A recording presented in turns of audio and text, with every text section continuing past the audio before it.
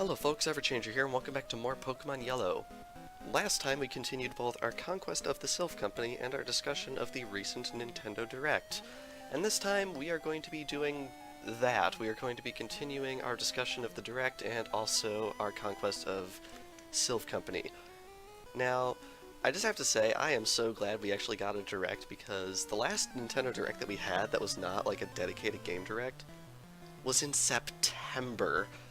And, like, I don't know about you, but I was thirsty for another Nintendo Direct. Like, Nintendo Directs are that kind of Nintendo culture experience that, like, they have this air about them that you just don't get from other things.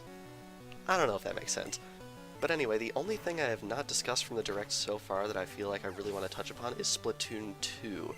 And I really have stuff to talk about with that because I am really excited for Splatoon 2, like you have no idea. So first things first, they announced that it will be compatible with new amiibo. Once again, Inkling Boy, Inkling Girl, and Inkling Squid, but they are the Splatoon 2 designs. Now, one thing that's really interesting about them is that you can actually use them to save equipment sets and take them over to a friend's house.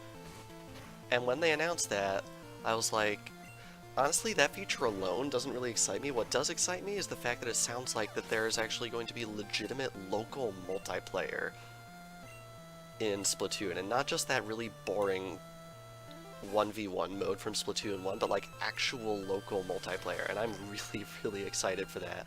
Like, it's gonna be fun. Real fun. I'm also wondering if you'll be able to use the Splatoon 1 amiibo, which I actually own. I own the original set with the green squid. I'm wondering if they'll actually be able to save equipment sets or not, because I know some amiibo record data and some do not, although I feel like that's more on the side of whether the game reads and writes and not a feature of the amiibo itself, so it might work?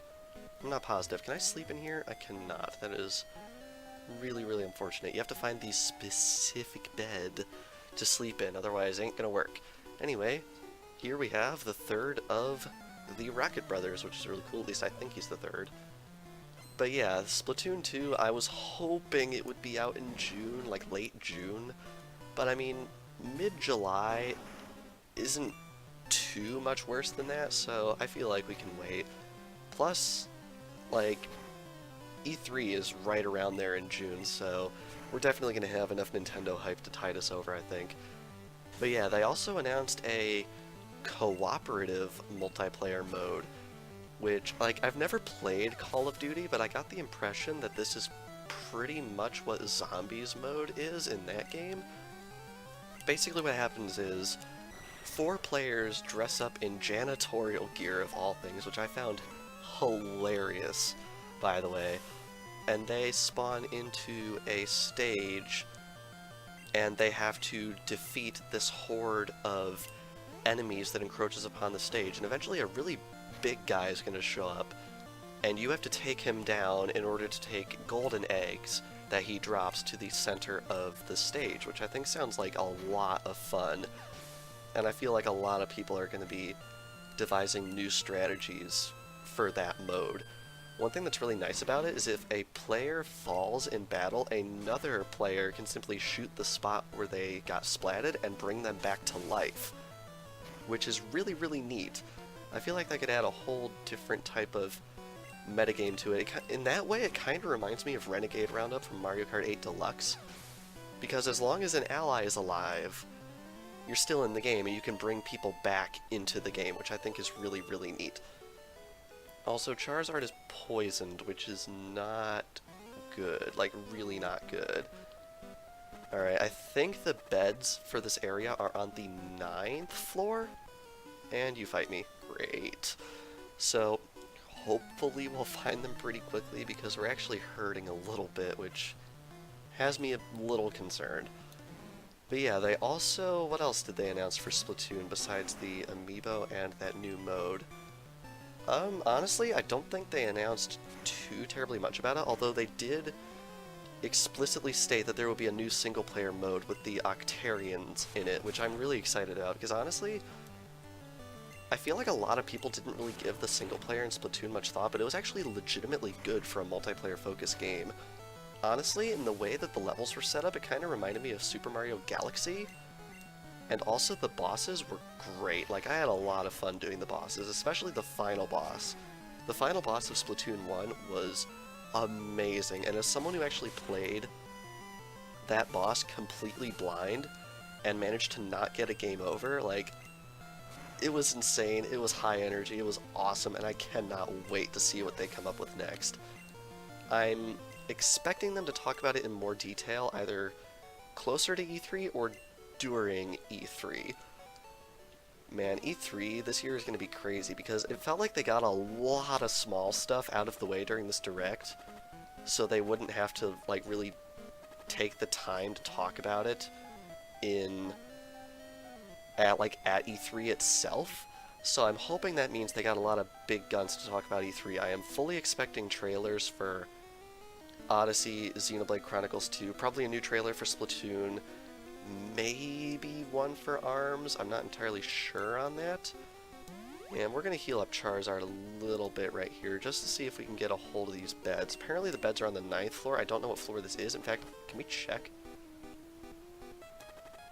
This omits the floor we're on, right? No, it does not. That's a little interesting. But yeah, like, E3 this year is going to be really exciting. At least I hope it is. Because honestly, E3 2015...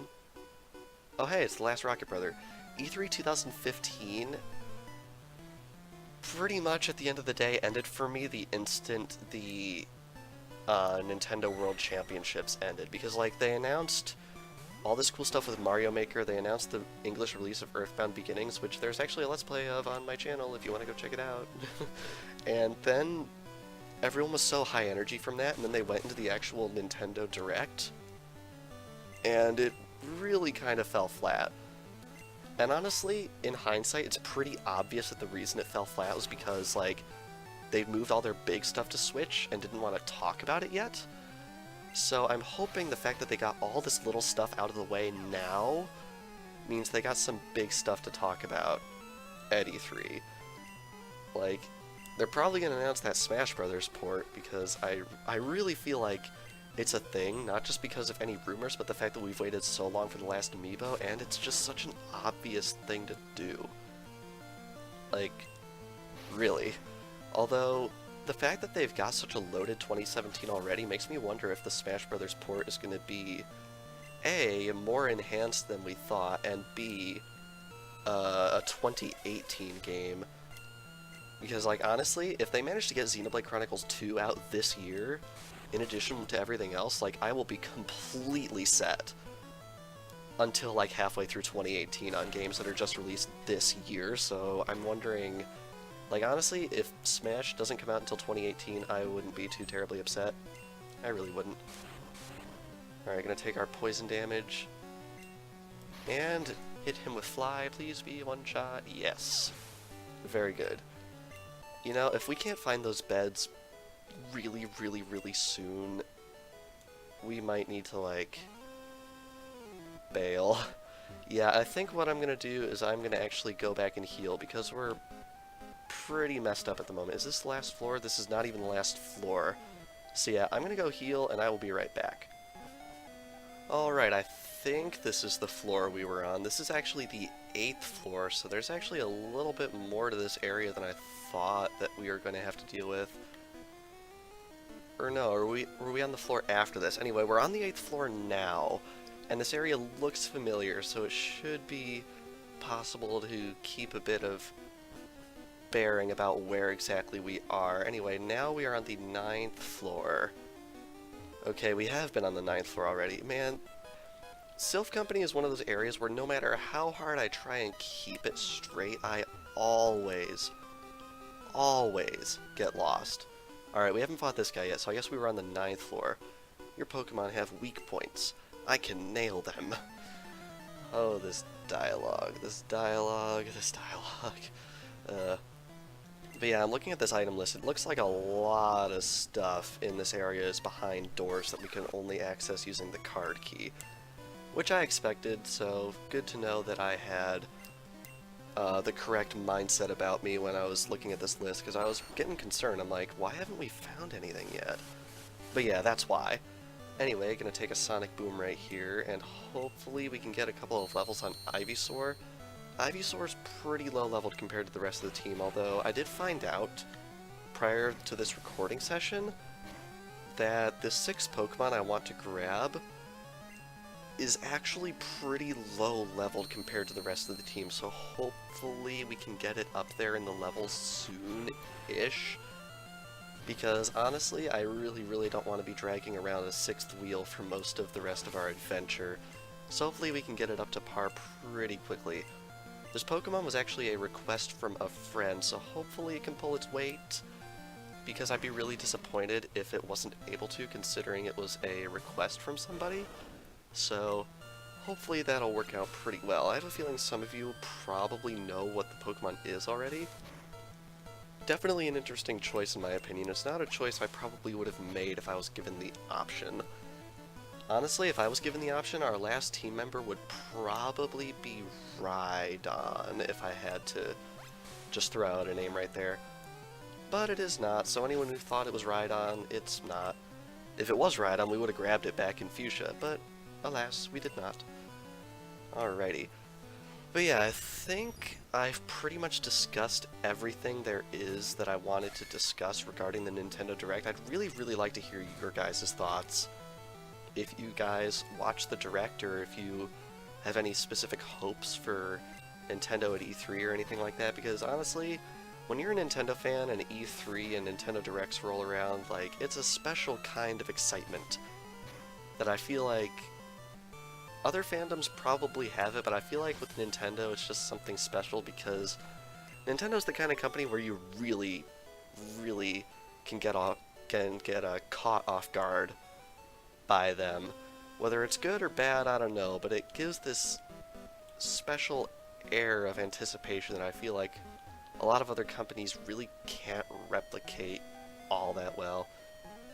Anyway, right on up this stairway right here, and we have more trainers, and believe it or not, I think we're not even going to make it all the way to the top of the facility this episode. I mean, we might if this is like the only trainer on this floor that doesn't require the card key to access, but if it's not, then we might have to wait a little bit before we actually get to the real meat and potatoes of Silph Company, because honestly, this is just my first pass, and we're already almost at the end of our 3rd episode in here. So we're gonna be in here for a while, I feel like. I think I don't remember if it was last episode or earlier in this episode, because they're all recorded in bulk. I don't remember when I said I was expecting this area to take 4 episodes, but at this point I think it might even take 5 or possibly 6. Because there are 3 boss fights in this area after we've combed the entire remainder of the building clean, so we might have a bit of a slog ahead of us. Which, I mean, it's fine, but like this area is big and it can drag on for a while. I completely understand that. It can be pretty frustrating at times. It's one of those areas where like I don't necessarily dread it. It's just one of those areas where it's like in the back of my mind, like, man, that area is going to take forever. And it just does. I mean, I'm pretty sure I could route it better if I took the time to look into it, but truth be told, I don't. So I'm probably not going about this area the most efficient way possible. I'm just going about it in the way that I've gone about it in the past, hoping that it will work for me. Anyway, are there actually any other trainers here? It looks like there's one. Okay. Welcome to the 10th floor. So good of you to join me. Thank you for the reminder of where on earth we are in this building. Like, an 11th floor dungeon. I'm not sure if we've ever had a dungeon in a Pokemon game that's been this big before. I feel like Silph Company is probably one of those dungeons where it really shows that Game Freak was new at making games, and they just made this one ridiculously huge. I feel like the radio tower in Gold, Silver, and Crystal was executed a lot better, personally. Just like the fact that there's changes of scenery and things like that, and you have to go all these different places, and there's a progression to it. In Silph Company, it feels like just wandering around until you figure out what you're supposed to do. Anyway, there we have Carbos. Here we have a rare candy, which is awesome, and over here we have TM26, which, looking at my list, that is, oh my god, that's Earthquake. Oh, ho, ho, boy, that is going on Nidorino at some point in the future. I don't know exactly when, but Nidorino is getting Earthquake. Anyway, I'm going to use a Carbos on Nidorino right here. Raise its speed, alright. And I think, if I'm not mistaken, that is every single trainer that does not require a warp tile or the card key to access. I'm pretty sure every single elevator is accessible regardless, which is nice. Anyway, I'm not going to go down this way because I'm afraid I might accidentally trigger a boss fight. So instead, I think what we are going to do is we are going to end things off here. So, this past episode of Pokemon Yellow, we finished our first pass of the Silph Company, and we also talked a bit more about the Nintendo Direct and the upcoming E3, which I am really, really quite excited about. And next time on Pokemon Yellow, I'm going to do a second pass of the tower, or at least start it, where I will be using the key card to see what we missed on each floor. So without further ado, thank you all for watching, and I will see you guys next time. GOLBAT コウモリポケモン高さ 1.6 メートル重さ 55.0 キログラム鋭い牙で噛みついて一度に 300cc の血を吸い取ってしまう